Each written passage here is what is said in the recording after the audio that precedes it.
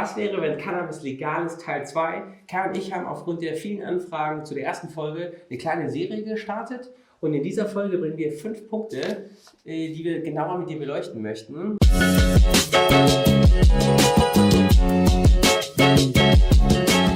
Und ich würde vorschlagen, wir fangen einfach mal mit Punkt 1 an. Das ist das hatte ich mir so gedacht, das BGH-Urteil. Jetzt machen wir nochmal vielleicht eine Nachlese. Was kann man zu dem BGH-Urteil jetzt eigentlich nochmal so sagen? Bringt das die Legalisierung voran?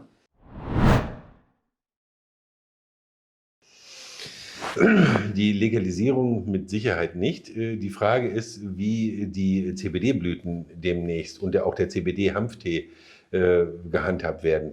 Wir haben jetzt selber gesehen, du und ich, wir haben mehrere Firmen jetzt gehabt, die Hanftee vertreiben, die wirklich im Hanf-Business sind, die Hanf seit 20 Jahren machen, die unter Existenzgründer, die vor 2 Jahren angefangen haben, Hanfnudeln, Hanfpesto, Hanftee, die ein Geschäftsmodell, ein Business Case entwickeln wollten, worum es genau um diese Produkte geht. Und wir haben gesehen, dass nach oder genau am selben Tag auch Strafverfolgungsbehörden extensive Maßnahmen angewendet haben, mit 40 Tonnen Bioware, Biomasse abgeholt haben, Produkte beschlagnahmt haben.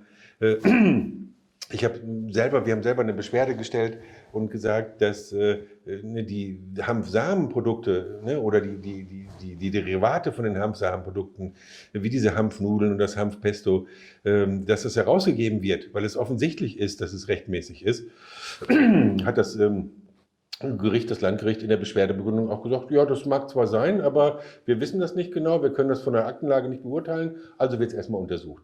Und okay. Das sind natürlich Geschichten, da sind die Unternehmer von betroffen, da werden Existenzen gerade in Gefahr gebracht.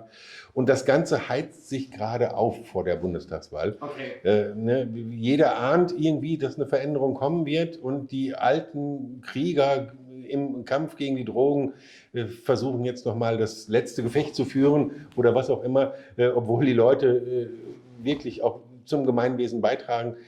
Also das war ein bisschen enttäuschend, dass der BGH zwar grundsätzlich jetzt gesagt hat, es ist eine Abgabe möglich, aber dieser Missbrauch zu Rauschzwecken, das muss jetzt tatsächlich noch irgendwie geklärt werden.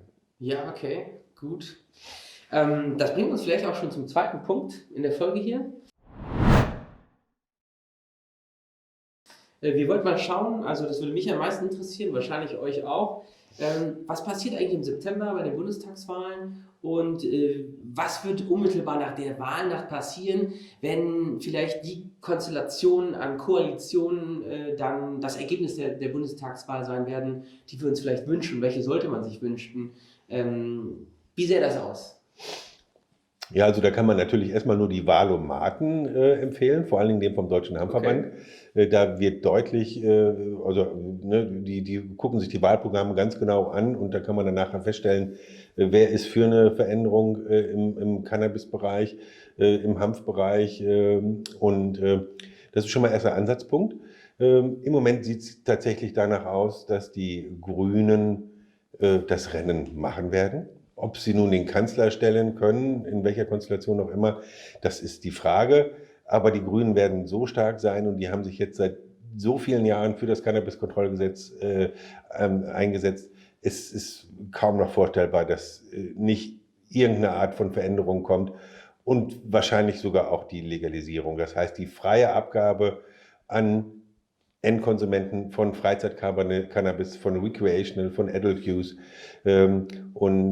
Das Ganze wird sich in der Wahlnacht am 26.09.2021, dieses Jahr, wird die große Linie an diesem Abend im September absehbar sein. Und dann wird in welcher Konstellation auch immer, das Cannabiskontrollgesetz kann man ja so als Blaupause bezeichnen. Okay. Also das ist schon ein Gesetz, was ausgearbeitet ist. Wir haben letztes Mal schon drüber gesprochen. Es gibt noch verschiedene Stellschrauben.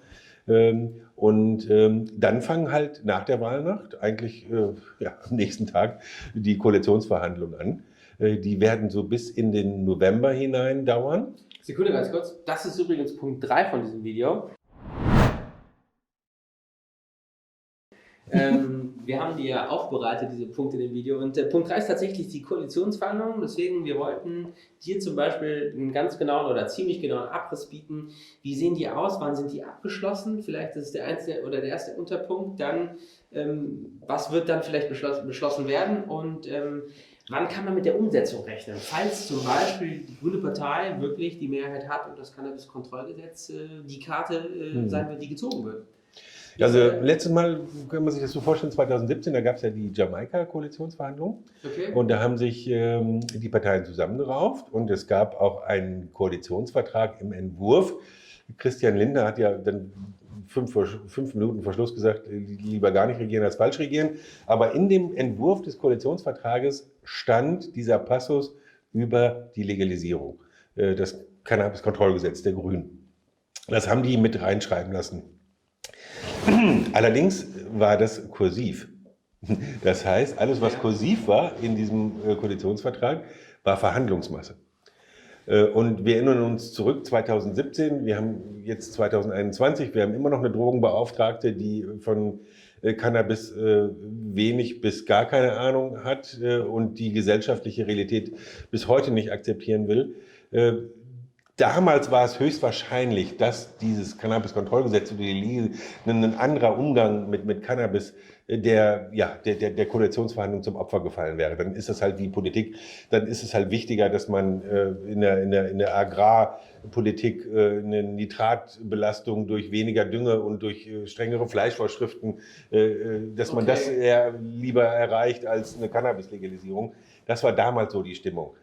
Aber ich glaube, das ist vorbei, weil wir 4 Jahre später gesehen haben, wie viele Staaten jetzt legalisieren werden, unter anderem Mexiko. Wir haben die vielen Bundesstaaten in Kanada, in den USA. Wir haben gesehen, dass Kanada eine erfolgreiche Legalisierung hinbekommen hat, obwohl sie sehr zögerlich dran gegangen sind, obwohl sie zu wenig Verkaufsstellen eröffnet haben, zu wenig Lizenzen verteilt haben. In Kalifornien wurden die teilweise per Lotterie verteilt oder in Kanada, weil man keine Ahnung hatte, wie man sonst regeln soll. Das sind alles Sachen, das sieht man jetzt, ne? Und auch die CDU in den Bezirken, in den Landkreisen sieht, dass da Arbeitsplätze geschaffen werden. Die CDU ist ja eigentlich auch die Partei der Arbeitsplätze. Also ich glaube nicht, dass das so stigmatisiert noch unter den Tisch fallen könnte und auf dem Verhandlungstisch einer Koalitionsverhandlung dann geopfert wird. Das kann ich mir nicht mehr vorstellen. Also das wird schon nach dem Ende der Koalitionsverhandlungen, die dann im November sein werden, wird man schon sagen, okay, wir einigen uns auf eine Legalisierung. Wir werden dann im Zuge der Entwicklung werden wir dann noch genau beraten, wie das funktioniert. Aber ich kann mir auch vorstellen, dass die Grünen sagen, wir beschließen jetzt erstmal das Cannabis-Kontrollgesetz. Und im Cannabis-Kontrollgesetz sind ja ganz viele Stellschrauben, wo Dinge durch Bundesverordnung geregelt werden müssen. Zum Beispiel bei der Qualität, da steht das drin, ne? Die Pestizidbelastung. Das würde ich gerne aufgreifen. Also es wäre zum Beispiel, das ist übrigens Punkt 4 von dem Video. Wir wollten halt mal genauer jetzt zu sprechen kommen auf die genaue Umsetzung, also auf das Wie und nicht mal auf das Ob.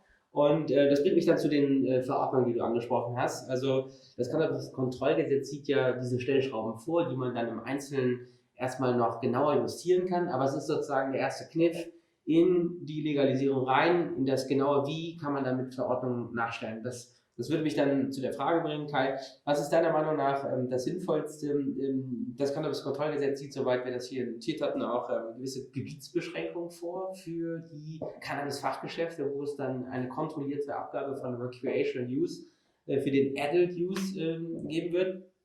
Abstand zu Schulen sei einzuhalten und gewisse Sozialkonzepte sollen gelebt werden. Und natürlich auch soll eine Qualitätsüberprüfung stattfinden.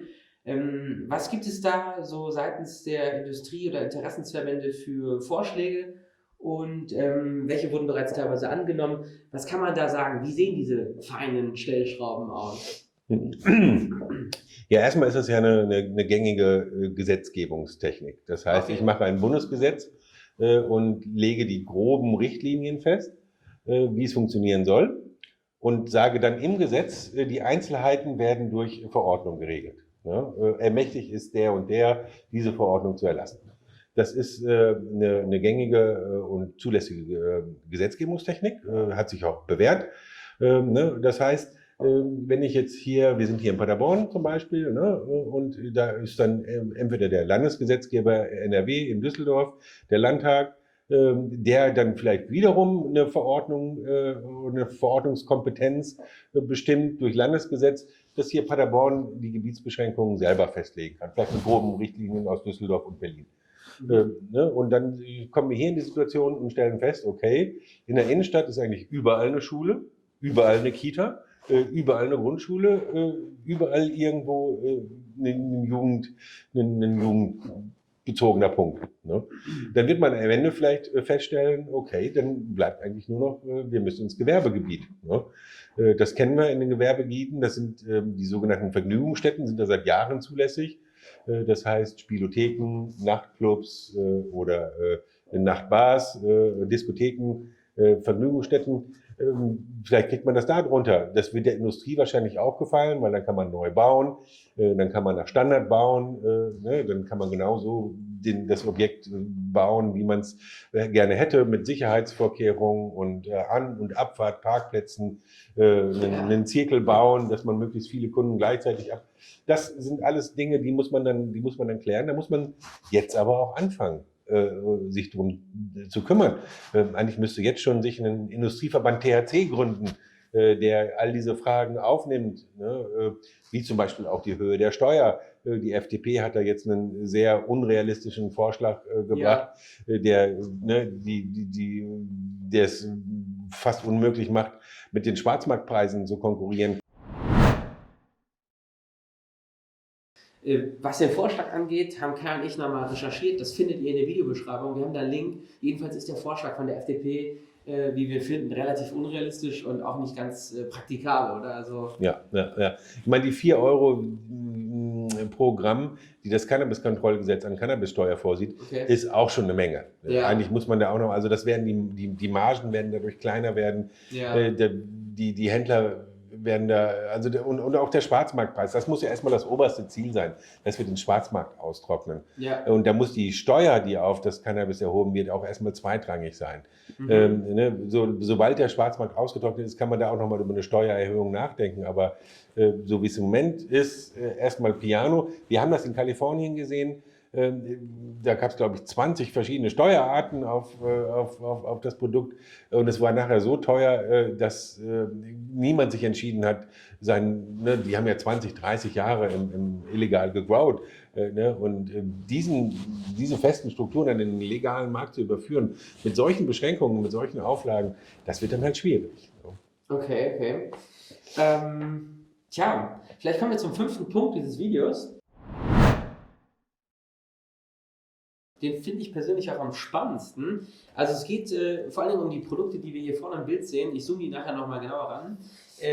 Das ist Kai, würdest du das mal erklären, worum handelt es sich hier und was ist es eigentlich, was dabei so bemerkenswert ist? Also es würde mich auf den Punkt zu sprechen kommen lassen. Vor Einführung dieser Edibles wurden halt gewisse Kampagnen geführt, weil was sind Edibles und wieso mussten die Kampagnen überhaupt gefahren werden? Ja, hier sieht man, das ist so ein typisches Edible. Das habe ich in den USA gekauft. Keine Sorge, es ist nichts mehr drin, es ist nichts Illegales hier. Aber das sind halt so kleine Schokoladenstückchen, die sind alle einzeln verpackt in einem Zellophan. Hier sieht man, das sind insgesamt 100 Milligramm THC. Not for Kids, ne? Eine Notfall-Hotline, Emergency. Und hier sieht man dann die einzelne Verpackungseinheit, 10 Milligramm THC mal 10. Das heißt, in jedem kleinen, hier in dieser Süßigkeit sozusagen, sind 10 Milligramm THC enthalten, standardisiert, ne, durch die Lebensmittelindustrie möglich gemacht. Ne? Ja. Das ist also ein standardisiertes Produkt, das nehme ich auf und übernehme über meinen Magen halt praktisch 10 Milligramm THC auf. Jetzt wissen wir, dass die Aufnahme von THC durch den Magen eine komplizierte Geschichte ist. Das heißt, das dauert erstmal länger. Das ist dann so eine Wellenbewegung, ne? Und irgendwann kommt dann der Peak und dann merkt man es auch so, ne? Und dann geht es aber auch langsamer wieder runter. So, ne? Nicht wie beim Joint, wo ich in kurzer Zeit, in 4-5 Minuten, eine Wirkstoffaufnahme habe und das dann auch dementsprechend dosieren kann. Wenn ich davon zu viel genommen habe, dann kommt es nach einer Dreiviertelstunde ganz unvermutet. Und da zum Beispiel hat Aurora in Kanada wurden die Edibles im Oktober 2019 legal. Die haben ab April 2019 eine Kampagne gefahren, um die Bevölkerung aufzuklären, was da für neue Produkte kommen. Wie ich die nehme, ne? Dass diese Anflutungsphase länger dauert, dass ich nicht zu viel nehmen soll. Ne? Was Cannabis überhaupt, was THC überhaupt mit mir macht und was das für Veränderungen auslösen kann. Ne? Also wirklich ganz sauber, ganz akkurat erklärt, ne, hier kommt ein neues Produkt, ne? Das ist nicht ganz ohne. Ne? Deshalb informieren wir euch ab jetzt. Ne? Ab Oktober ist das im Laden erhältlich. Ne? Vorbildlich, kann man nur sagen. Ne? Und genauso wird es dann letztendlich hier auch kommen müssen. Wahrscheinlich auch wieder durch einen THC-Industrieverband getragen oder forciert oder durch Unternehmen, die das erkannt haben, wie wichtig das ist. Und das wird auch ein wichtiger Punkt sein, um auch den Verordnungsgeber, den wir eben angesprochen haben, zu überzeugen, das auch im Detail zuzulassen. Ja, okay. Ja, danke Karl. Ich würde sagen, wir sind am Ende dieser Folge angekommen. Es gibt noch einen super wichtigen Hinweis, den ich euch in die Videobeschreibung unten reinpacke. Der Podcast von Stefanie Böttsch, Psychoaktiv, der Podcast über Alkohol und Drogen. Die beschreibt zum Beispiel in einer Folge, die ich euch hier in die Beschreibung packe, ganz genau, wo der Unterschied ist für den THC-Konsum per Joint oder aber auch in Lebensmitteln. Und wenn euch interessiert, was wir zuvor besprochen haben in der ersten Folge, die findet ihr hier und die andere Folge meiner Wahl findet ihr hier und links. Danke Kai für die Folge heute und gerne. Ich freue mich schon auf den dritten Teil der Serie. Danke.